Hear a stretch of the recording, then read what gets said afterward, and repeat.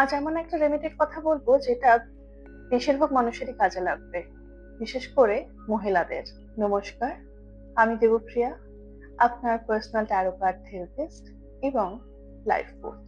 একটা common problem নিয়ে অনেক মহিলাই আমার কাছে আসেন, ইনলসদের সঙ্গে প্রবলেম। একটা ইজিয়েস্ট রেমেডি বলছি, যেটাতে ইনলসদের সঙ্গে যা যা প্রবলেম আছে সেগুলোর কিন্তু সমাধান হওয়া সম্ভব। প্রত্যেকদিন যখন পুজো করেন, পুজো করুন, সঙ্গে গণেশ মূর্তি যদি থাকে আপনার বাড়িতে, তার সামনে একটু মিছরি দিন প্রসাদ হিসেবে।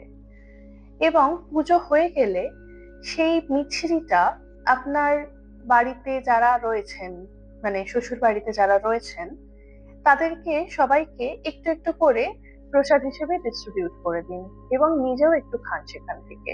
টানা 21 দিন এই কাজটা করুন এবং দেখবেন ধীরে ধীরে কিন্তু যাদের সাথে সমস্যাগুলো ছিল সেগুলো কমে যাচ্ছে এবং সম্পর্কে একটা মিষ্টত্ব আসছে।